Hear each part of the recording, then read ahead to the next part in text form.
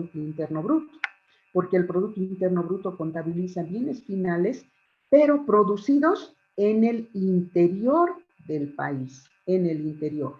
Ahora, en el interior del país hay empresas nacionales y extranjeras. Entonces, la producción de las empresas extranjeras se contabiliza porque están en el interior, están adentro.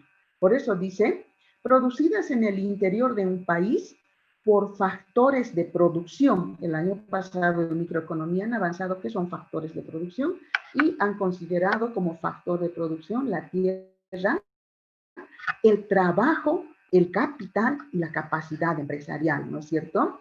Entonces, considerando esos factores de producción, dice nacional y extranjero. Entonces, en el Producto Interno Bruto se va a contabilizar bienes y servicios finales que estén producidos en el interior de mi país.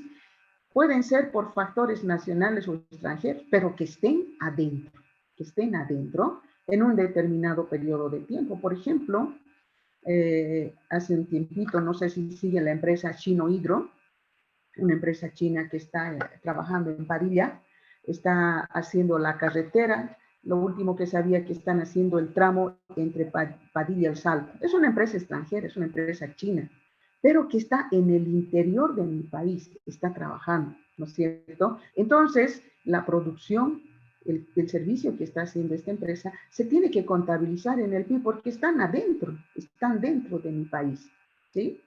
A ver, vamos a preguntarle a ver a Freddy. ¿Me escucha Freddy? Sí, Lisen. A ver, una preguntita, Freddy. El algodón que se produce en Santa Cruz, la producción de algodón, ¿se contabilizará en el Producto Interno Bruto?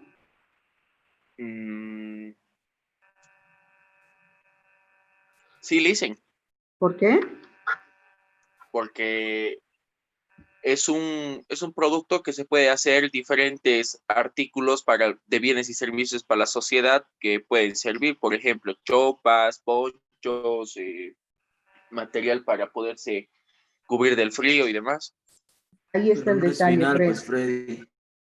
A ver, usted dice es un producto que permite producir otros, ¿no es cierto? Entonces, ¿el algodón es un bien final o no es un bien final?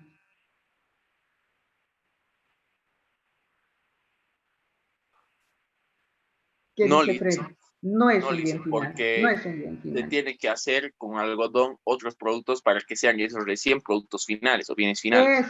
Esa es la idea, eso es. Entonces, no se puede contabilizar en el PIB la producción de algodón, ¿me entiende? No se contabiliza, porque el algodón no es un bien final. Si uno va a la plantación de algodón allá en Santa Cruz, hay mucho algodón, pero ese algodón se tiene que procesar para sacar hilos, fabricar lanas, no sé, recién ropa. Inclusive, el algodón así como está no sirve todavía para usar en farmacia, ¿no es cierto? Tiene que ser procesado, esterilizado, tratado. Entonces, miren, la producción de algodón no se contabiliza en el Producto Interno Bruto porque el algodón no es un bien final. Lo que se contabiliza en el Producto Interno Bruto son bienes finales, así como la madera, ¿no? Entonces, por eso les he puesto acá, jóvenes señoritas, con un poco de color para que ustedes un poquito vayan desmenuzando este concepto, ¿sí? Por otro lado, dice las variaciones del PIB real. No se olviden que hemos visto qué es el PIB real y qué es el PIB nominal. Más adelante está. Pero aquí vamos a considerar el PIB real. Constituye el mejor indicador existente del nivel y crecimiento de la economía. Si yo quiero saber el crecimiento, el nivel de crecimiento de la economía, entonces voy a calcular el PIB real, como que ya se ha hecho más adelante, ¿no? ¿Qué más tenemos? Dice, a pesar de las fluctuaciones a corto plazo del PIB, las economías avanzadas generalmente muestran un crecimiento a largo plazo continuo del PIB real y una mejora en los niveles de vida. Es decir, que en las economías avanzadas normalmente hay crecimiento económico estable, ¿no es cierto? Entonces, las fluctuaciones afectan más a las economías menos avanzadas, ¿no? Donde el PIB sufre muchas fluctuaciones, altibajos. Por otro lado, el PIB potencial es la tendencia a largo plazo del PIB real. ¿Qué quiere decir el PIB potencial? El PIB potencial es aquel Producto Interno Bruto, es la capacidad máxima que una economía puede producir, ¿no? Es como decir, ¿hasta dónde puede llegar? ¿Cuál es el potencial de producción de esta economía, ¿no? Utilizando todos los recursos, toda la maquinaria, toda la gente trabajando, ¿hasta dónde se puede llegar? Obviamente no se puede llegar a un nivel infinito, ¿no? Hay limitación. Por eso dice el PIB potencial es la tendencia a largo plazo del PIB real. Es lo que se quiere llegar en el largo plazo, a producir lo máximo que se puede. ¿Hasta dónde yo puedo llegar? Y representa la capacidad productiva de una economía, ¿no? A largo plazo, ¿no? Es la cantidad máxima que puede producir esta economía. Es como una proyección que tienen las economías, ¿no? ¿Hasta dónde es mi nivel potencial? ¿Hasta dónde somos capaces de producir? Pero manteniendo los precios estables. Esa es la clave, ¿no? El PIB potencial también se denomina nivel de producción de elevado empleo o pleno empleo. Si estamos hablando de una economía, ¿no? Con un nivel, cuando hablamos del PIB potencial, más bien, también se denomina nivel de producción de elevado empleo o pleno empleo. Si una economía está en su nivel potencial, esto implica que hay un nivel de pleno empleo. Quiere decir que toda la gente que quiere trabajar está trabajando. Ese es el nivel de pleno empleo. Toda la gente que quiere trabajar está trabajando, ¿no? Hay pleno empleo, porque necesariamente no todos, el 100% de la gente que está en edad de trabajar va a estar trabajando. Puede haber desempleo voluntario. Por ejemplo, puede haber personas que decidieron no trabajar este año, ¿no es cierto? O decidieron descansar o están buscando un nivel de, un puesto más elevado en una empresa, no sé. Pero cuando la economía está en su nivel potencial, hay elevado empleo o pleno empleo. ¿Y qué es el pleno empleo? Es un nivel de empleo donde el que quiere trabajar consigue trabajo, consigue trabajo. El que quiere trabajar consigue trabajo. Actualmente, bueno, el que quiere trabajar no consigue trabajo, ¿no es cierto? Estamos en una crisis, como ya les mencionaba. Por otro lado, cuando una economía se encuentra en su nivel potencial, o sea, cuando una economía está en un nivel de producción donde ya casi está alcanzando el máximo de su capacidad, obviamente el desempleo es bajo y la producción es elevada, ¿no? Y eso es lo que se está pretendiendo. Es uno de los objetivos macroeconómicos, que haya bajo desempleo, bajo desempleo. Si fuera posible que toda la gente esté trabajando, toda la gente que esté en edad de trabajar, ¿no? No implica que haya niños que estén trabajando, los niños tienen que estar en la escuela. Durante los ciclos económicos, ¿no? En la economía hay ciclos económicos que quieren decir que a veces hay bajos, no sé, podrían recesiones, luego se va recuperando, hay picos, ¿no? Máximos, otra vez desciende la economía, otra vez sube, y esto es natural. Por ejemplo, esto se materializa cuando podemos ver los fenómenos naturales en el campo, ¿no? Este año puede haber una producción excelente, ¿no? Pero al año un desastre natural, toda la producción por los suelos, y al otro año otra vez se recupera la economía. Así es, hay ciclos económicos en la economía, y cuando hay estos ciclos, el PIB efectivo se aleja del potencial. ¿Qué es el PIB efectivo? Es el que realmente está sucediendo, lo que efectivamente ahorita está sucediendo. Y cuando hay todos estos ciclos, entonces lo que está sucediendo ahorita con lo que yo quiero alcanzar, hay como una distancia, ¿no? Entonces, ahorita yo veo que en mi país está sucediendo esto, ¿no? Está sucediendo una crisis y tal vez había una proyección de lograr una producción máxima, ¿sí? Pero esta crisis me hace pensar en cuál es la producción efectiva que ahorita estamos teniendo. La diferencia entre el PIB potencial y el PIB efectivo se denomina brecha del PIB. ¿Sí? Hay una brecha cuando hay diferencia entre lo que ahorita está pasando y entre lo que podría pasar en las mejores condiciones. Por otro lado, si la brecha es grande, mucha distancia entre lo que pasa y lo que podríamos lograr, la economía se encuentra en una crisis económica y está actuando por debajo de su frontera de posibilidades de producción. Cuando hay crisis económica, toda la economía está actuando por debajo de su frontera, por debajo de sus posibilidades. Toda economía pretende lograr un nivel de producción lo más que puede, pero como hay crisis, bueno, hay que resignarse a lo que se puede hacer en este momento. Las crisis se denominan recesiones. Cuando la brecha es pequeña, solamente hay una recesión. Pero cuando la brecha es grande, hay gran depresión, ¿no es cierto? ¿Qué más tenemos aquí?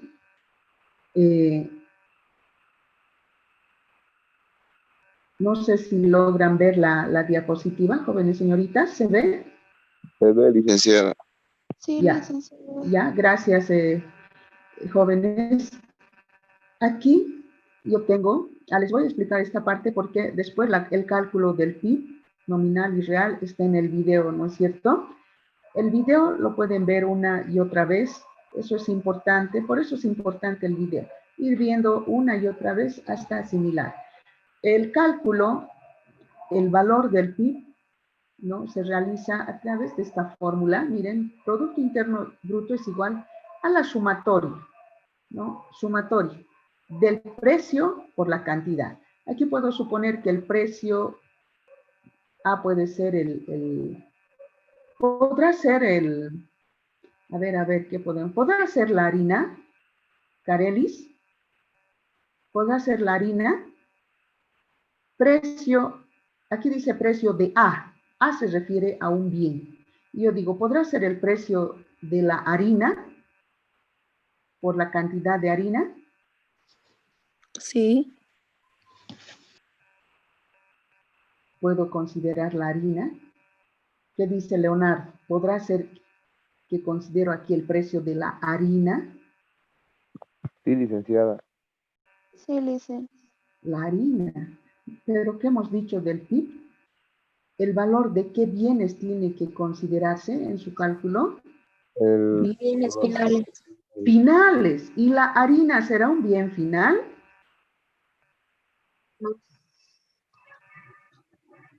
¿Qué dice Marlene? Final intermedia es licenciada. Eso, es intermedio la harina. Si yo me traigo harina a mi casa, si me traigo harina a mi casa en un costal, no me sirve de nada.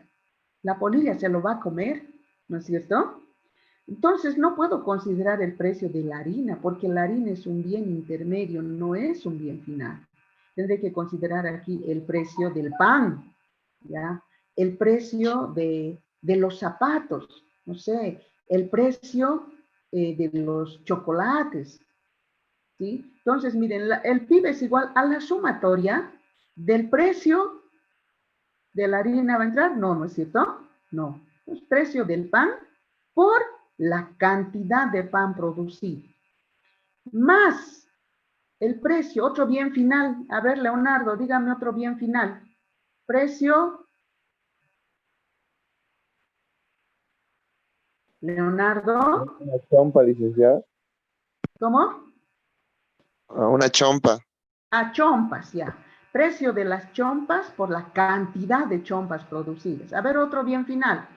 A ver, Marlene. Precio ¿de qué? De una galleta puede ser. De las galletas, ya, por la cantidad de galletas. Miren, precio de las bicicletas, por la cantidad de bicicletas. Entonces, ¿se dan cuenta, jóvenes señoritas? Licenciada. Aquí, sí, dígame. ¿Qué pasa si es gasolina porque está entre un bien final y un bien intermedio? Buena pregunta, ¿no? Y no solamente la gasolina, podría ser, por ejemplo, el pan también. El pan. El pan es un bien final, ¿no es cierto? es un bien final. Pero si yo tengo una empresa que consume o que produce hamburguesas, ¿no ve? Que produce hamburguesas, ¿qué pasa con el pan? Sería como materia prima, porque aquí el bien final sería la hamburguesa, ¿no es cierto? La hamburguesa sería el bien final y el pan vendría a ser como materia prima. ¿Se dan cuenta? Entonces, para este cálculo habría que hacer todas esas especificaciones que ya se están considerando como bienes finales, ¿sí? Como bienes finales. Entonces, considerando con las especificaciones correspondientes que son bienes finales, ¿sí? Tengo que hacer el cálculo del precio con la cantidad. Precio con la cantidad. Yo les he puesto aquí puntos suspensivos, precio de N por cantidad de N, porque en una economía hay muchísimos bienes finales que se producen, ¿no es cierto? Entonces hay que hacer ese cálculo, los expertos harán esa sumatoria, ese precio, ese cálculo del precio por la cantidad de todos los bienes y servicios finales, y los datos permanentes del Producto Interno Bruto siempre están en el INE, ¿no? Ustedes pueden averiguar, pueden ver en el INE y ver si el Producto Interno Bruto del año pasado al anteaño pasado a este año se ha disminuido, se ha mantenido, etc.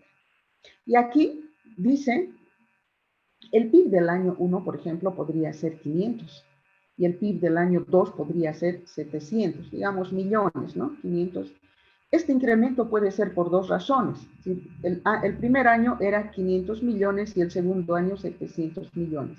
¿Por qué ha habido este incremento? Si considero esta fórmula, la producción de bienes y servicios pudo haber aumentado, ¿no? O los bienes y servicios se vendieron a precios más altos. ¿Qué quiere decir? Que la cantidad, la producción se ha aumentado, la cantidad de producción de bienes y servicios. Entonces, este valor puede cambiar porque la cantidad de pan, por ejemplo, pudo haber aumentado, ¿no? O si la cantidad de pan no ha aumentado, se ha mantenido estable, lo que ha pasado es que pudo haber aumentado el precio. Los bienes y servicios se vendieron a precios más altos. Entonces, para que el valor cambie, suba, disminuya, lo que puede suceder es que aumente la cantidad o aumente el precio. ¿No es cierto? Si aquí le pongo un valor de 5 y aquí de 2, 5 por 2, 10. O sea, el valor de la producción de pan va a ser 10. ¿Sí? Pero para el otro año, ese valor puede cambiar. Puede ser aquí 5 y aquí 5. 5 por 5, 25. Entonces, el valor va a cambiar en función a que si cambia el precio o si cambia la cantidad. Pero lo que a nosotros nos interesa es ver que no el cambio de precio, sino el cambio de la cantidad. Y la cantidad implica la cantidad de producción de mi país, ¿no es cierto? Por eso dice aquí, teniendo en cuenta solo el cambio en el nivel de producción. Porque si sube el precio, lo que pudo haber sucedido es que hay inflación, subida de precio. Eso no me está midiendo que haya aumentado la producción para sentirme contento y decir, la producción en mi país ha aumentado. ¿No ven? Entonces, lo que a mí me interesa es ver el cambio en el nivel de producción. Se utiliza el PIB real, Producto Interno Bruto real, no el nominal, el real. Es decir, la producción real, dejando de un lado la influencia del cambio en los precios. Entonces, para eso me va a servir el cálculo del PIB real y del PIB nominal. El PIB puede ser expresado en términos nominales o corrientes, en términos reales o precios constantes, ¿no? Se puede expresar de esas dos maneras, en términos nominales o corrientes y en términos reales o precios constantes. Y creo que desde aquí o de más antes ya está el video, pero sin embargo vamos a ver un poco el concepto. ¿Qué es el PIB nominal?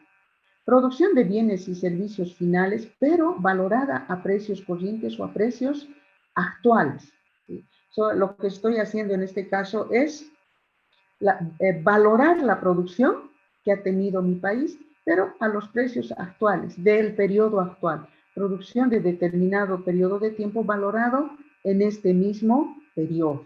No estoy haciendo comparaciones. Entonces, estoy midiendo la producción a precios actuales, a precios corrientes. ¿Y cómo resulta de multiplicar precios actuales o corrientes por la producción total? ¿No? Toda esta fórmula, todo este proceso está en el video, ¿sí? Todito esto está en el video. Y el PIB real, ¿qué es? Producción real de bienes y servicios finales valorada a precios constantes o del periodo base. Producción de determinado periodo de tiempo valorada a precios base. ¿Qué implica esto? El PIB real. Por eso es que estamos viendo que para medir si hay crecimiento en la economía, lo que tengo que hacer es calcular el PIB real. ¿Por qué? Porque me permite ver, dice aquí, ver la producción de determinado periodo de tiempo valorado a precios del periodo base. Es decir, el PIB real me permite ver la producción de un año comparando con el otro año, ¿no? Sí, viendo, pero el precio del periodo base, es decir, de un periodo anterior. Eso para evitar el cambio de precio para el año actual. No voy a considerar el precio actual. Lo que quiero ver es cómo se ha comportado la producción en mi país considerando el precio del año anterior. Si considero el precio del año anterior, voy a poder ver si la producción ha subido o ha bajado, cómo está el nivel del PIB. Por eso dice producción real de bienes y servicios finales valorada a precios constantes o del periodo base. Esa producción que se ha dado en mi país este año, la tengo que valorar a precios del periodo base. ¿Qué es un periodo base? Es un periodo anterior que me va a servir o que me sirve para comparar. Necesito dos datos para comparar y aquí tengo un periodo base y un periodo actual, entonces me sirve para comparar un periodo anterior con el periodo actual. No puedo comparar un solo dato, tengo que comparar dos datos, ¿no es cierto? Para ver, bueno, qué va a suceder, si hay cambio o no hay cambio. Por eso dice producción de determinado periodo de tiempo valorada a precios del periodo base. Ahora, el periodo base se establece de acuerdo al requerimiento, ¿no? Me pueden decir, considere como periodo base el año pasado, considere como periodo base el anteaño pasado. Bueno, dependiendo qué se está buscando, se tiene que considerar un periodo base. Es un indicador del volumen de producción de una economía en determinado periodo de tiempo. Su variación permite verificar si existe crecimiento económico. Por eso es muy importante calcular el PIB real, porque me permite ver si se ha dado un crecimiento económico en el periodo que estoy considerando, ¿no es cierto? Durante un año. Toda esta explicación del PIB real también está en el video. Y, por otro lado, dice, dividiendo el PIB nominal entre el PIB real, que tenemos el deflactor del PIB. PIB nominal sobre PIB real, tengo deflactor del PIB. Deflactar es eliminar de un valor monetario los efectos producidos por los cambios en los precios, ¿no es cierto? Deflactar quiere decir eliminar de un valor monetario los efectos producidos por los cambios en los precios. Voy a eliminar cuáles son los cambios de precios que se han dado de un periodo a otro periodo a través del deflactor. Es decir, deflactar consiste en convertir una magnitud medida en términos nominales en otra expresada en términos reales. Creo que con un ejemplo les he puesto acá en el video también, ¿sí?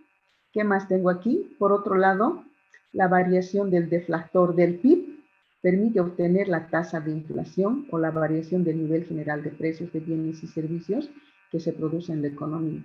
La inflación implica una subida permanente de los precios, ¿no? Hay inflación y la inflación perjudica a todos, perjudica a las empresas, perjudica a las familias, porque si hay inflación, si hay subida permanente de precios, las empresas no van a saber a cómo vender su producción, a qué precio adquirir la materia prima. Si hay constante subida de los precios, las familias que somos nosotros vamos a estar inestables, nuestro salario va a perder el poder adquisitivo. Si suben los precios, Mi salario ya no me alcanza para comprar lo que me compraba antes, ¿no? Si suben los precios, si pago un alquiler en la vivienda donde vivo, la dueña de casa me va a decir, mire, usted me pagaba 1.000, ahora págueme 1.200 o 1.500 porque han subido los precios. Y yo le digo, pero ¿cómo le voy a pagar 1.500 si mi sueldo no ha subido? ¿No ve? Pero me dirá, bueno, ese ya no es mi problema, pues como ha subido todo, usted me paga más de alquiler. Entonces, miren, mi sueldo sigue ahí, pero yo tengo que pagar más. Entonces, eso ocasiona la inflación, la pérdida del poder adquisitivo de nuestro salario. Si bien en términos nominales sigo ganando, por decir, 5.000 o 3.000, que es mi sueldo, digamos que gano 3.000, en términos nominales sigo ganando los 3.000, pero en términos reales se ha reducido porque ha habido inflación,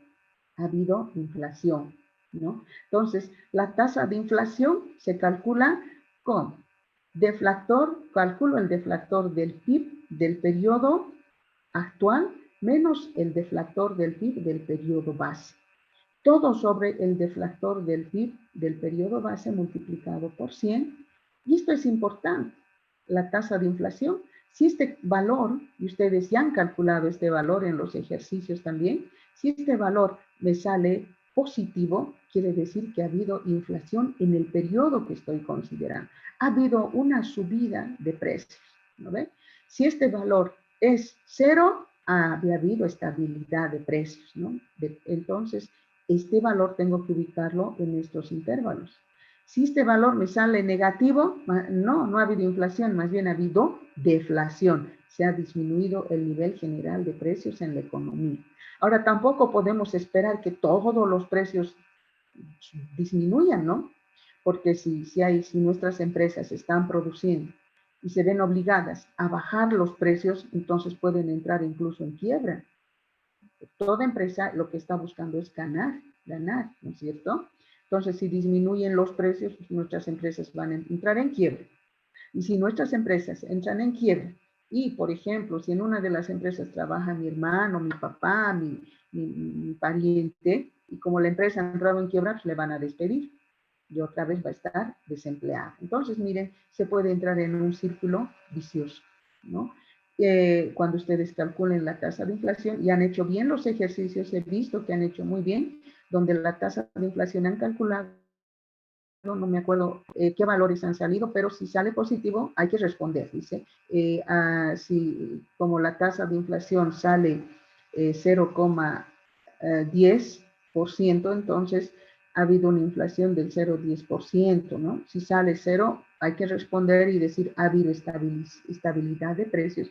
Y si sale negativo, ha habido deflación, es decir, ha disminuido el nivel general de precios, que casi no se da, ¿no? Más bien hay tendencia a la inflación.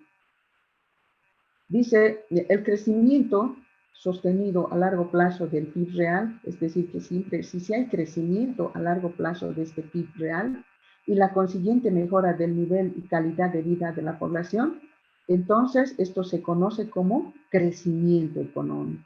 Entonces, ¿cómo voy a entender el crecimiento económico? Un crecimiento sostenido a largo plazo del PIB real. Hay mejora el nivel y la calidad de vida de la población.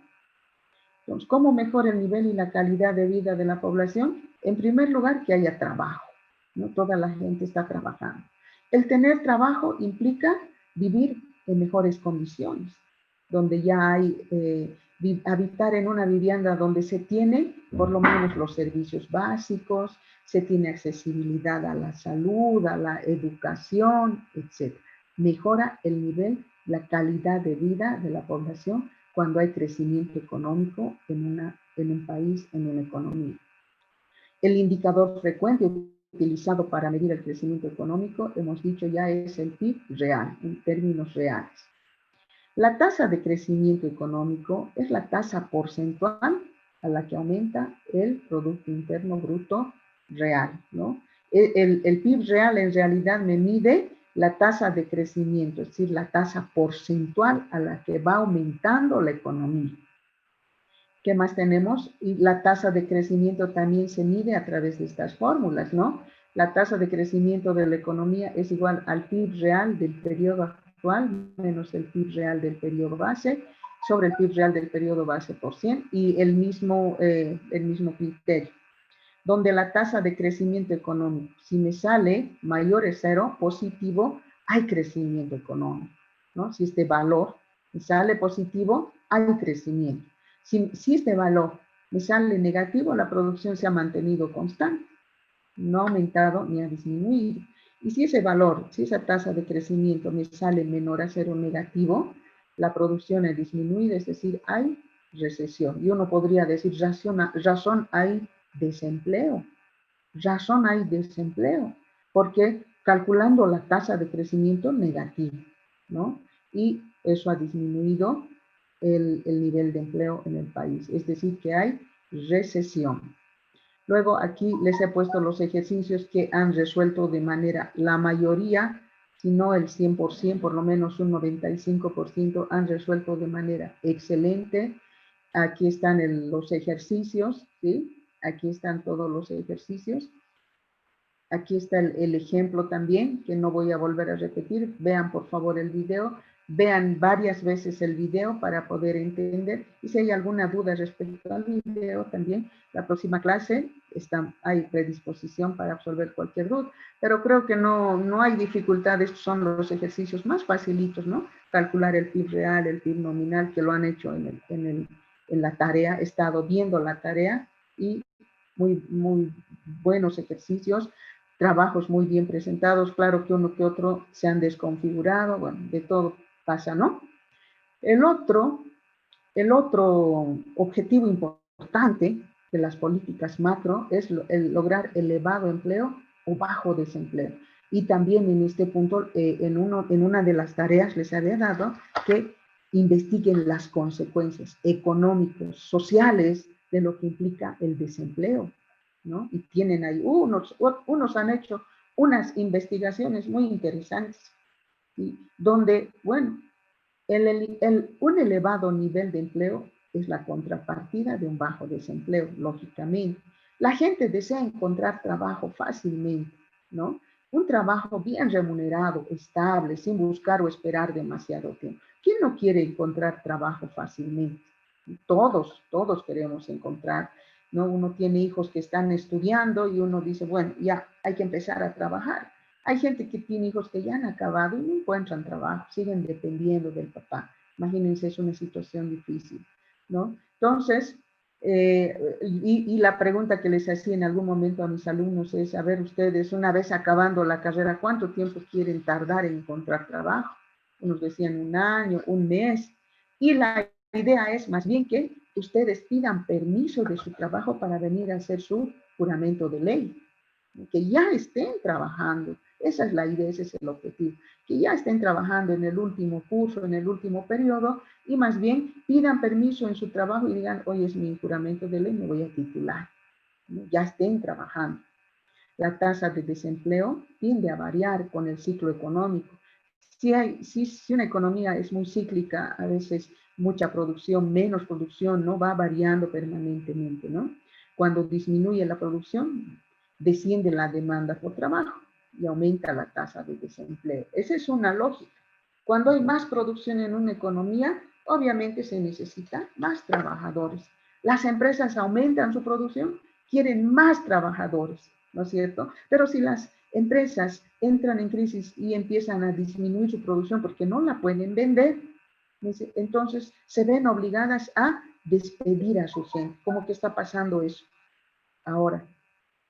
Escuchaba en las noticias que en una de las empresas, en una de las aerolíneas, a la mitad del personal han despedido. Seguramente entre pilotos, azafatas, administrativos, qué sé yo, ¿no? Y se han quedado los que han aceptado ganar menos del salario que estaban ganando, menos del sueldo que estaban ganando, imagínense. Entonces, bueno, estamos en una crisis que no podemos negar. El elevado empleo se relaciona directamente con las variaciones del PIB. Cuando se logra mayores niveles de incremento del PIB real, se logran mayores niveles de empleo, ¿no? Es lo que les he dicho. Más producción, más PIB real, más trabajo. La tasa de desempleo, ¿qué es? Es el porcentaje de la población económicamente activa que está desempleada. Población económicamente activa es aquella población que está en edad de trabajar, No es una población económicamente activa, por ejemplo, una persona de 80 años, ¿no es cierto? No se la considera población económicamente activa porque ya ha trabajado, más bien está en una etapa de jubilarse o ya se ha jubilado, ¿no? Es la población pasiva. Ahora, población económicamente activa tampoco es un niño de 5 años. Ese niño no tendría que estar trabajando, tiene que estar en la escuela, tiene que estar jugando. Ahora la pregunta será, ¿por qué hay niños pequeños que están trabajando? Por la crisis económica, ¿no es cierto? Por la crisis económica. Entonces, la población económicamente activa es aquella población que está en edad de trabajar. Yo considero, por ejemplo, que una persona ya de 15, 16, 17 años, hasta los 65 años, es una población que está en edad de trabajar, ¿sí? Que está en edad de trabajar. Entonces, ¿cómo voy a calcular la tasa de desempleo? Número de desempleados, este dato también me imagino que está en el INE, número de desempleados de un periodo sobre la población económicamente activa por 100. Considerando esta fórmula, yo voy a calcular la tasa de desempleo que hay en mi país. Si a alguno le interesa calcular la tasa de desempleo que hay en el país, ¿no? Encontrar este dato y este otro dato, lo dividen, lo multiplican por 100 y van a encontrar la tasa de desempleo. El otro objetivo importante, hemos dicho que es la estabilidad de precios, ¿no? La estabilidad de precios interesa a todos, tanto a las empresas como a las familias. ¿Alguna vez? Bueno, si no hay estabilidad de precios, todos nos hacemos un presupuesto para ir al mercado y adquirir todos los bienes y servicios que necesitamos, ¿no? Con un presupuesto, digo, bueno, yo voy a traer 2 kilos de carne, etc. Entonces, con ese presupuesto me voy al mercado y llego al mercado y resulta que el precio de la carne ha subido, veo que el aceite está más, ¿no? Veo que, no sé, la leche. ¿Qué va a pasar? Como no hay estabilidad de precios, pues veo y digo, ¿ahora qué hago? Tenía que comprar 2 kilos de carne, ahora voy a tener que llevar solo uno, ¿no es cierto? Tenía que llevar 5 litros de aceite para el mes, ahora voy a llevar solo 2. Miren, y las empresas también se ven perjudicadas. Subida, bajada, inestabilidad de precios. La pregunta es ahora, ¿cómo voy a vender? ¿No? Y ahora, ¿cómo me van a vender la materia prima? Si me sube la materia prima, obviamente tengo que subir el precio de los productos que estoy produciendo. Pero esto es un riesgo también, porque si subo el precio, tal vez no venda, ¿no? Si la empresa sube los precios, tal vez no va a vender, porque no se olviden también que hay competencia. Hay productos importados que entran a mi país y nosotros no nos fijamos mucho si es producción nacional o extranjera, ¿no? Nos fijamos el precio. Entonces, miren, es una complicación que se da cuando no hay estabilidad de precios. La inflación es el incremento continuo y generalizado de precios de los bienes y servicios que produce la economía o bienes de la canasta familiar en un determinado periodo de tiempo. Esta subida permanente de los precios, ¿no? Fundamentalmente de la canasta familiar. Una canasta familiar está formada por primero, alimento, vestido, vivienda. Tal vez tendría que considerarse también salud, ¿no? Fundamentalmente, alimento, vestido, vivienda, ¿no? Y salud. Entonces, si sube el precio de los alimentos, de la vivienda, aunque el vestido no es tan imprescindible, podemos estar con la misma ropita, no comprarnos ropa nueva cada semana, ¿no? Sino una vez al año, pero el alimento y la vivienda es muy importante. Entonces, cuando sube el precio de los alimentos, hay una situación demasiada crítica en las familias, especialmente en aquellas familias con ingresos bajos, con una familia numerosa, ¿no? Y eso me he puesto a pensar en este tiempo, cuando he tenido que enfrentar una situación donde, bueno, ni mi seguro está en el momento en que necesito medicamentos caros de donde uno tiene que financiarse. Y viene a la mente y dice, ¿qué estarán haciendo aquellas familias donde no hay un recurso que le permita comprarse los medicamentos? Y ahora los precios de los medicamentos han subido, han subido. Ha sufrido un incremento generalizado de precios de medicamentos. El nivel general de precios es el nivel promedio de precios de los bienes que se producen en la economía, ¿no? Es el promedio de todos los precios de los bienes y servicios que se producen en una economía. Impedir que el nivel global de precios aumente o disminuya rápidamente es necesario, por lo que ya les he explicado, ¿no? Hay que impedir que suban los precios. Estas variaciones distorsionan las decisiones económicas de las empresas y de las familias. Ya les he explicado, no me he adelantado. Las distorsiones perjudican, ¿no?, a las familias y a las empresas. El indicador más frecuente del nivel global de precios es el IPC, Índice de Precios al Consumidor. El IPC mide el costo de la canasta familiar de bienes y servicios, alimento, vestido, vivienda y asistencia médica.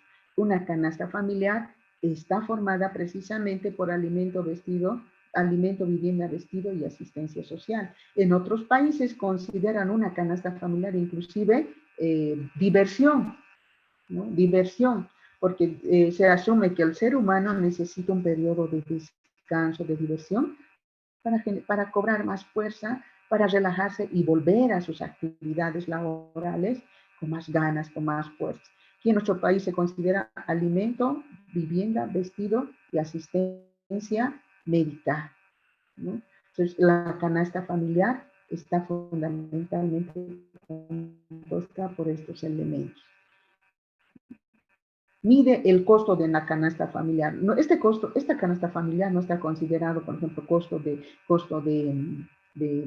auto último modelo, costo de cirugía plástica para las jóvenes, ¿no? O sea, no son elementos imprescindibles lo que les estoy diciendo, pero sí el alimento, la vivienda, el vestido, la asistencia social, la asistencia médica son elementos imprescindibles de la canasta familiar, ¿no? Si les pregunto en este momento, ¿pueden vivir sin comer? ¿Cuántos días podrían estar sin comer? No se puede. Tenemos que comer cada día. La vivienda es importante. No todos tienen la fortuna de tener una vivienda propia. Otros viven en alquiler, otros alojados. El vestido es importante, aunque el vestido no necesitamos comprarlo cada día. Podemos comprar una vez al mes, incluso solo nuestro cumpleaños. Podemos estrenar una ropita, pero sí es importante. Y la asistencia médica, ¿no? Como que ahora este elemento se ha visto descubierto frente a esta crisis sanitaria que estamos viviendo. Una asistencia médica muy, pero muy precaria, ¿no? ¿Qué más tenemos aquí? Dice, el nivel global de precios suele representarse con la letra P. La inflación es la tasa de crecimiento del nivel de precios de un año a otro. Ahí es una especie de resumen, ¿no? Cuando bajan los precios o la tasa de inflación es negativa, existe deflación. ¿Y qué es la hiperinflación? Subida del nivel de precios de 1000 o 1.000.000% al año. Esto ya es un extremo de la inflación. Si la inflación es subida generalizada del nivel de precios, la hiperinflación, imagínense, creo que ustedes desde que han nacido no han vivido una hiperinflación, ¿no? Y por favor, una sugerencia, averigüen más de qué es la hiperinflación y qué consecuencias puede traer una hiperinflación en una economía. ¿Qué más tenemos? Para calcular el IPC se utiliza el índice de precios de las PEIRES. Aquí está el índice de precios con sus fórmulas. Esto también está en el video. Toda esta explicación está en el video. El índice de precios mide el costo de la canasta familiar de bienes y servicios adquiridos por un consumidor, ¿no? ¿Qué va a medir el IPC? El costo de la canasta familiar. También la variación del IPC expresado en términos porcentuales se denomina tasa de inflación, y también con el IPC medimos la tasa de inflación. Hemos visto también que medimos la tasa de inflación con los componentes del PIB, pero también aquí podemos medir la tasa de inflación con el IPC, donde si la tasa de inflación es positiva, hay inflación. Si la tasa de inflación es cero, hay estabilidad de precios, y si la tasa de inflación es negativa, hay deflación o disminución general de precios. Por otro lado, aquí está el ejercicio, el ejemplo, y no sé, este es un ejemplo que les he dado, pero creo que hay más ejercicios que ustedes han desarrollado en la tarea. He estado viendo hace 2 días, he vuelto a revisar. Por favor, vean toda la parte práctica en el video para no ser muy repetitivos en lo mismo. Y vamos a ver qué otros objetivos de la política macroeconómica, en la medida en que afectan la consecución de los anteriores objetivos, son estos. Primero, hemos dicho que un objetivo fundamental es que la producción vaya aumentando permanentemente. El otro objetivo fundamental es que haya estabilidad de precios. Y el tercer objetivo fundamental es que haya elevado nivel de empleo, porque ya saben las consecuencias que suceden cuando hay desempleo, ¿no? Una cosa terrible que está sucediendo, por ejemplo, en el Alto de La Paz, es que hay mucha delincuencia, falta de empleo, falta de empleo. Y junto con esos fundamentales objetivos también tenemos otros, dice, y entre esos objetivos también es control del déficit público, ingresos menos gastos, o sea, el presupuesto de la nación. Esto también ustedes se han investigado en sus trabajos, ¿no? Controlar el déficit público, es decir, que el gobierno tenga más ingresos y menos gastos. Por otro lado, que haya estabilidad en el tipo de cambio. ¿Qué es el tipo de cambio? Es el precio de una moneda en términos de la otra moneda. Por ejemplo, a ver, un dólar vale ¿cuánto? ¿Cuánto vale un dólar en bolivianos? Freddy, ¿cuánto está? 6.96. Ya, 6.96. Entonces, ahorita tenemos ese precio del dólar en términos del boliviano. Ese es el tipo de cambio. Precio de una moneda en términos de la otra moneda, ¿no? Entonces, lo que se quiere es que haya estabilidad del tipo de cambio, o sea, que se mantenga estable ese cambio que está viendo en este momento, ese tipo de cambio. Porque si empieza a subir, va a causar una hecatombe en la economía de nuestro país, ¿no es cierto? Si cambia el tipo de cambio, si sube el tipo de cambio. Por otro lado, el objetivo también es control del déficit de la balanza comercial, exportaciones menos importaciones. Controlar el déficit, ¿qué quiere decir esto? A nosotros nos conviene más exportar y nos conviene más importar menos, exportar más e importar menos. Al exportar más, quiere decir, al vender más nuestra producción hacia afuera, lo que sucede es que entra más divisa a nuestro país, entra más moneda extranjera. Pero si compramos y compramos, y importamos, compramos y compramos, los otros países están felices porque les estamos comprando su producción, ¿no es cierto? Les estamos comprando su producción y eso implica que no estamos produciendo. Estamos además, por otro lado, perjudicando la producción nacional. Entonces, otro objetivo es controlar el déficit de la balanza comercial, la diferencia entre exportaciones menos importaciones. Lo que queremos siempre es que haya mayores exportaciones y menores importaciones, ¿no? Es como decir en una economía familiar, exportar quiere decir vender y entra ingreso, e ingresa dinero. Pero importar implica que sale, ¿no? Les estoy comprando, sale dinero, sale dinero. En mi economía, por ejemplo, si sale y no ingresa, voy a entrar en una crisis, en un déficit, ¿no? Pero si más bien lo que sucede es que ingresa y sale menos, entonces voy a tener no voy a tener un déficit, ¿qué voy a tener? Un superávit, ¿no? En mi economía. Lo mismo en la balanza comercial. Si lo que hago es exportar más, vender más mi producción, y va a entrar ingresos a mi economía. Pero si lo que hago más bien es importar, comprar de afuera, compro de afuera, más bien estoy perjudicando a mi economía y no estoy produciendo. ¿Qué otra cosa tenemos? ¿Y cuáles son esos instrumentos de la política económica? Todo país dispone de varios instrumentos para lograr esos objetivos, ¿no? La política fiscal, que al principio ya hemos visto, algo de la política fiscal expansiva. Luego hay la política monetaria, la política de ingresos o rentas, política comercial, política de oferta y política cambiaria. Miren, estos son los instrumentos de la política macroeconómica, ¿no? O sea, las economías se preguntarán, ¿cómo logro pero los objetivos? ¿No? Subir el nivel de empleo, la producción y todo eso, ¿no? Controlar el déficit fiscal, superávit en la balanza comercial. ¿Cómo logro todo eso? Y entonces la respuesta será, aquí están los instrumentos. Hay que utilizar política fiscal, hay que utilizar la política monetaria, hay que utilizar las políticas de ingresos o rentas, las políticas comerciales, políticas de oferta y políticas cambiarias. Nosotros vamos a hacer énfasis en estas dos políticas fundamentalmente porque, bueno, vamos a ir ejemplificando más adelante. Y vamos a ver la política fiscal, en este caso. ¿Qué es una política fiscal? Medida gubernamental.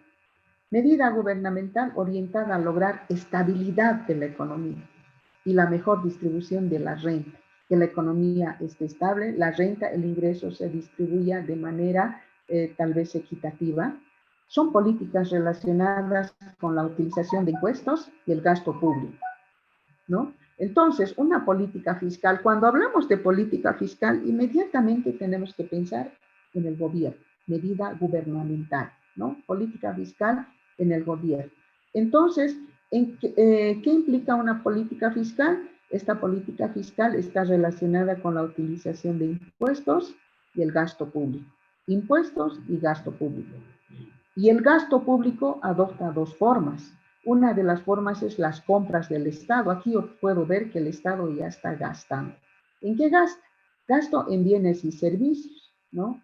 Seguramente compra bienes, no sé, bueno, para implementar la administración pública, no sé, servicios de seguridad, no sé, una serie de bienes y servicios. Sueldos también de empleados públicos, en este caso pueden estar, por ejemplo, los maestros de Estado, funcionarios del gobierno, etcétera, ¿no? O sea, las compras del Estado, gastos en bienes y servicios, sueldos, transferencias del Estado, el Estado también gasta en transferencias, por ejemplo, traspasos de recursos para ancianos, para desempleados.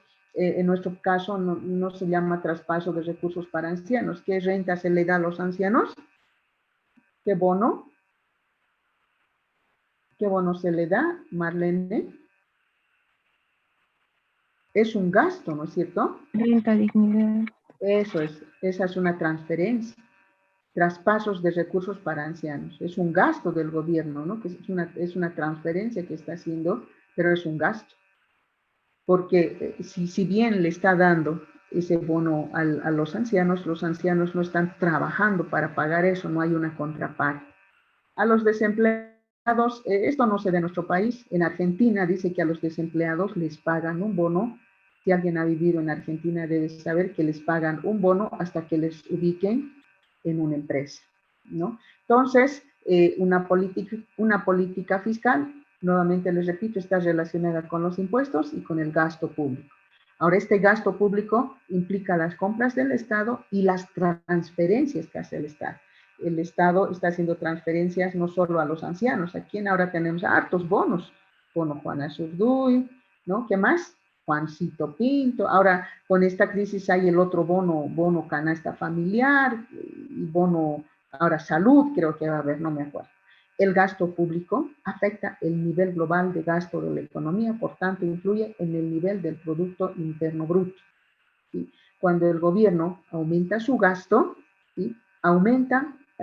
Afecta el nivel global de gasto de la economía y por tanto influye en el nivel del PIB. Enseguida vamos a desglosar esta parte.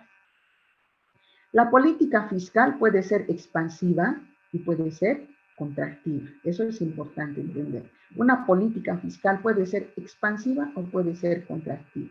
Una política fiscal, como su nombre dice, expansiva, está orientada a incrementar la producción. Lo que se quiere como un fundamental objetivo es incrementar la producción. Y en este caso sería bueno, si ustedes quieren incrementar la producción, les diríamos, ¿no? A los responsables de esto, apliquen una política fiscal expansiva. orientada a incrementar la producción. En términos físicos, ¿no? En términos físicos, el PIB real hay que aumentar. Crecimiento de la economía hay que lograr a través de un incremento en la demanda agregada. Ahora, ¿cómo va a funcionar esto? ¿No? Lo que se quiere es incrementar la producción, ¿no? A través de un crecimiento en la demanda agregada. Yo tengo aquí la demanda agregada. Aquí está el sector privado, aquí está el sector público y aquí está el sector externo. Y si hablamos de una política fiscal expansiva, entonces estamos hablando del gobierno, del sector público.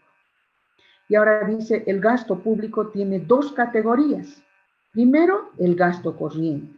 El gobierno va a comprar bienes y servicios, va a pagar sueldos y salarios, va a hacer transferencia a intereses de la deuda pública. Es decir, que este valor, si yo le asigno valores aquí, por ejemplo, el consumo 5, inversión 8, gasto 2, exportaciones 4, importaciones 3, haciendo toda esta sumatoria, voy a tener un valor de la demanda agregada, ¿no? Pero si aumenta el gasto, ¿no? Considerando los anteriores valores que le he dado, ahora al gasto le aumento aquí 20, ¿no?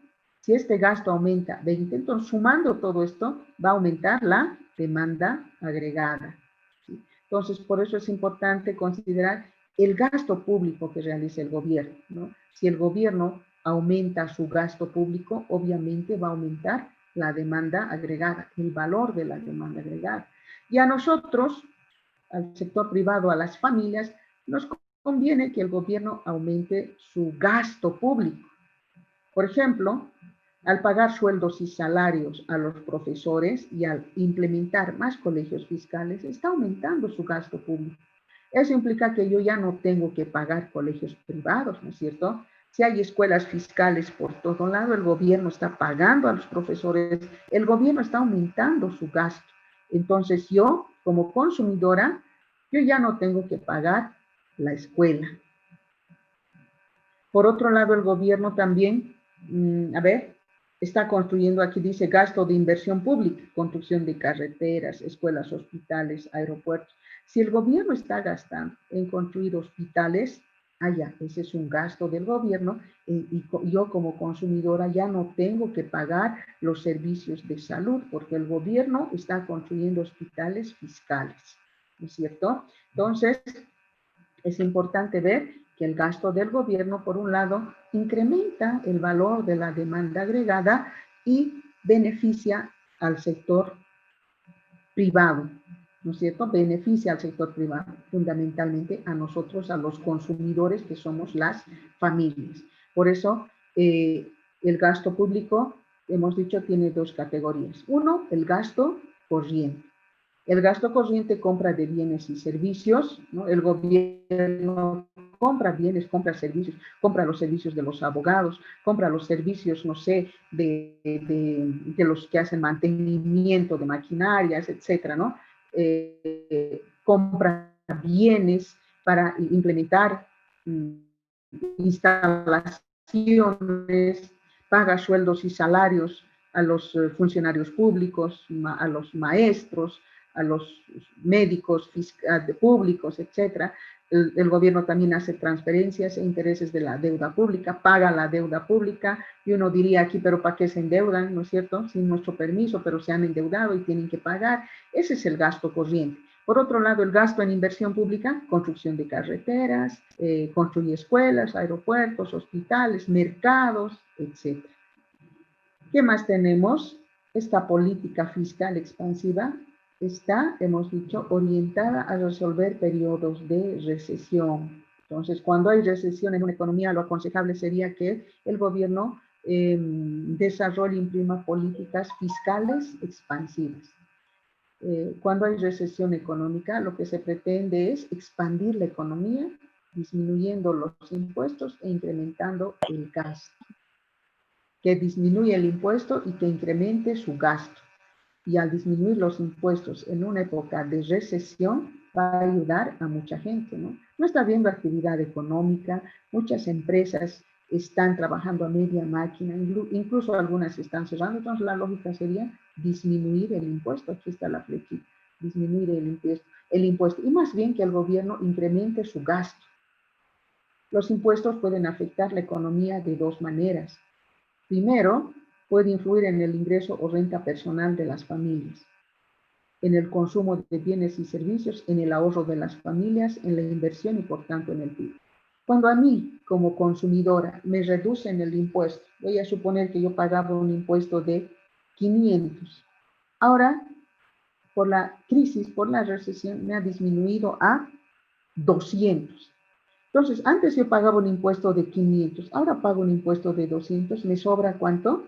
300, ¿no? Y esos 300 que me sobra de la rebaja del impuesto, puedo utilizarlo en aumentar mi consumo, ¿no? Mejorar mi calidad de consumo. Ahora, si no quiero mejorar mi calidad de consumo, lo puedo ahorrar. Entonces, miren cómo puede afectar una disminución del impuesto en una economía doméstica, en la economía de las familias. Si me reducen el impuesto con esa reducción que me han hecho, yo lo que hago es mejorar mi consumo o lo que puedo hacer es ahorrar también, ¿no? Y también una rebaja del impuesto afecta en la inversión. ¿Cómo afecta en la inversión? A una empresa que le rebajen sus impuestos, las empresas pagan impuestos no como nosotros, no como las familias, 500, 200, 1000 bolivianos. Hay empresas grandes cuya tributación son millones, pagan impuestos miles de dólares.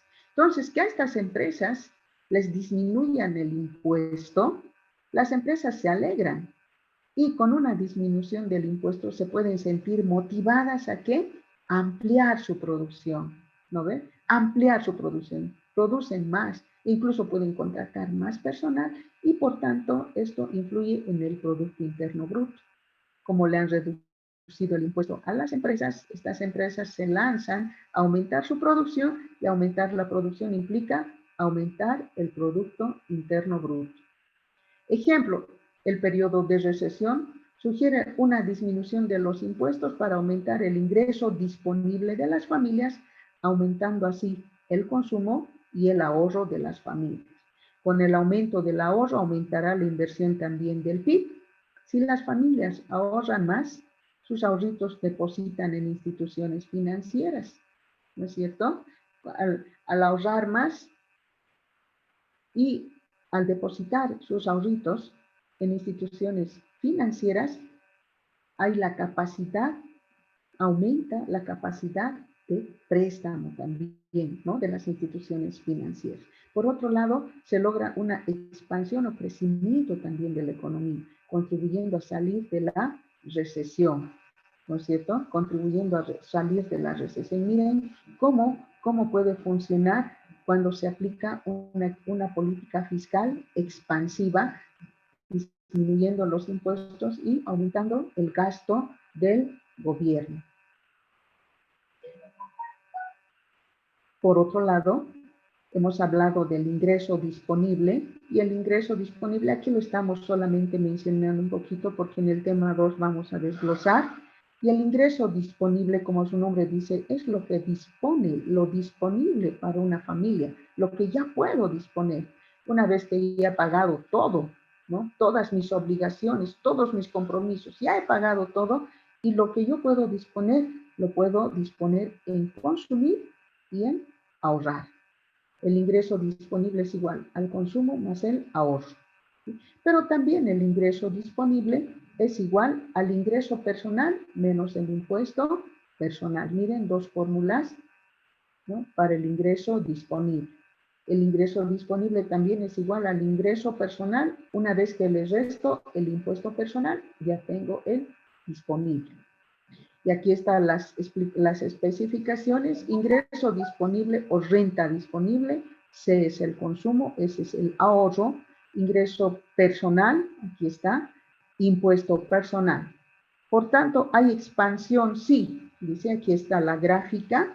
Si baja el impuesto personal, me disminuyen a mí los impuestos personales, a mí que soy consumidor, soy familia.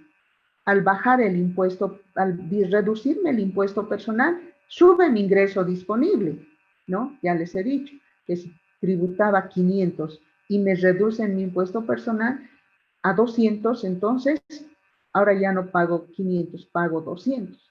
Me ha sobrado 300. Esos 300 hacen que aumente mi ingreso disponible. Tengo 300 más adicionales disponibles. Al tener esos 300 adicionales disponibles, sube mi consumo. Puede también subir mi ahorro. De esos 300 adicionales, 100 puedo disponer a consumir y 200 ahorrar, ¿no es cierto? Y 200 ahorrar. Pero también sube la inversión. Las empresas, al saber que hay reducción de los impuestos, ¿no? Entonces, al ver que hay reducción de ¿qué se llama? Impuestos a las utilidades, por ejemplo, de las empresas, estas empresas se sienten motivadas a aumentar su producción porque les han reducido el impuesto.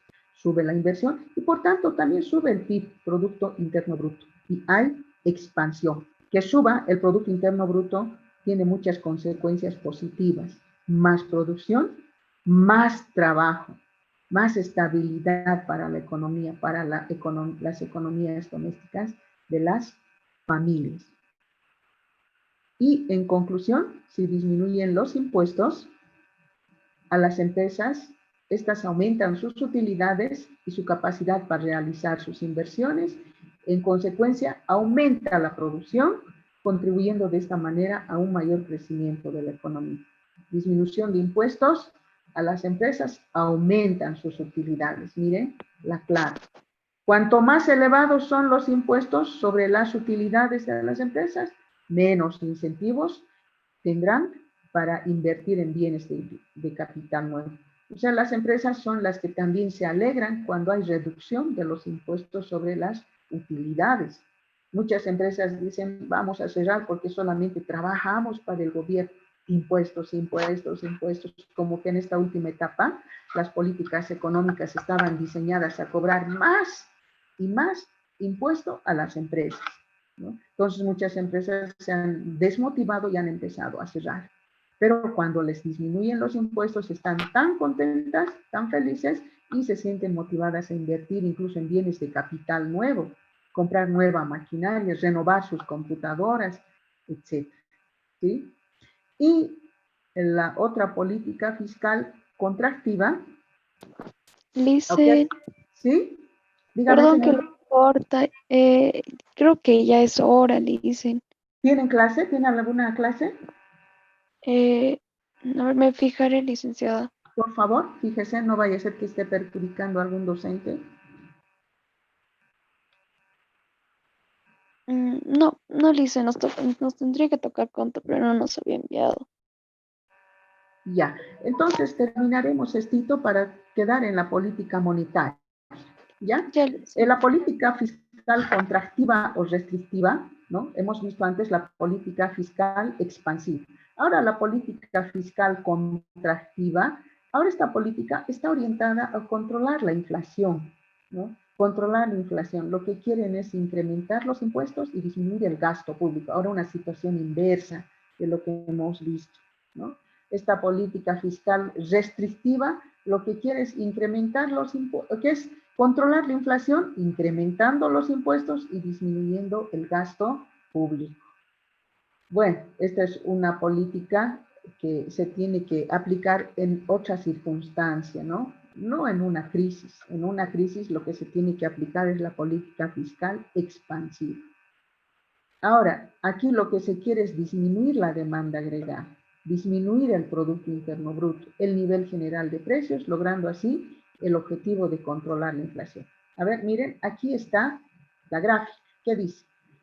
La política fiscal contractiva lo que hace es subir el impuesto. Y en ese caso yo me pongo triste porque me están subiendo el impuesto. Si antes pagaba 500 de impuesto, ahora dicen que tengo que pagar 700. ¿Cuánto me han subido? 200 bolivianos. Al subir mi impuesto, están disminuyendo mi ingreso disponible. De lo que yo tenía disponible para consumir o ahorrar, bueno, ahora tengo que sacarle 200 más para aumentar el impuesto. Y al disminuir mi ingreso disponible, me están disminuyendo mi consumo, ¿no es cierto? Ahora, bueno, ya no tendré que comprar 2 kilos de carne, tal vez reducir a 1,5 kilos. me están reduciendo el ahorro. Al subir el impuesto me están reduciendo mi ahorro también. Y al reducir el ahorro también están reduciendo la inversión. Cuando nos trasladamos a analizar la situación de las empresas, ¿no? Al subir el impuesto, las empresas se sienten desmotivadas y disminuyen la inversión. Y al disminuir la inversión, están disminuyendo el Producto Interno Bruto. Y al disminuir el Producto Interno Bruto, disminuye el nivel general de precios. ¿Por qué disminuye el nivel general de precios? Como ha disminuido el Producto Interno Bruto por un lado. Por otro lado, el ingreso de las familias ha reducido. Entonces, ¿con qué ingreso las familias van a consumir? ¿Con qué ingreso las familias van a comprar la producción? Y como las empresas no están vendiendo, se ven obligadas a disminuir sus precios. Y se disminuye el nivel general de precios. Y de esta manera se logra controlar la inflación. Las empresas se ven presionadas a bajar sus precios y ustedes saben que bajar el precio tampoco conviene, porque hasta dónde las empresas bajarían los precios, pueden entrar en quiebra y pueden despedir gente. Y entre ellos pueden despedir a mi hermano que trabaja en la PIB. ¿No es cierto? No es tan simple aplicar. Estas políticas tienen que estar muy bien repensadas y estructuradas. Ahora, si se incrementan los impuestos a las empresas, ¿qué pasa? Disminuyen sus utilidades, disminuye su capacidad de inversión y disminuye su producción. Y finalmente, ¿cuáles son esos objetivos de la política fiscal? En términos generales, la política fiscal lo que quiere es generar ingresos para el Estado, contribuir con el crecimiento económico, lo que quiere es controlar el consumo de las familias, lo que quiere es regular la actividad productiva de las empresas y quiere influir en el ahorro de las familias, ¿no? En términos generales, una política fiscal pretende estos 5 objetivos. Para la próxima clase vamos a ver la política monetaria y creo que nos falta poquito para concluir. Yo les rogaría, jóvenes señoritas, que vayan revisando los videos. He mandado no solamente videos explicativos de los ejercicios, he mandado videos fortaleciendo el contenido de este tema, ¿no? Que son políticas fiscales, monetarias, y si no he mandado, me dicen no han mandado esos videos. A veces me confundo entre uno y otro grupo, pero creo que he mandado algunos videos fortaleciendo estos conceptos. Rogarles, por favor, que la próxima clase estemos puntuales. Vamos a terminar. Nos falta poco para terminar este tema. Y agradecerles por hoy. Que les vaya bien y no salgan de la casa. ¿Sí? Hasta luego, jóvenes. Hasta luego, Lisen, gracias. Gracias por la paciencia. Hasta luego. Hasta luego, Lisa.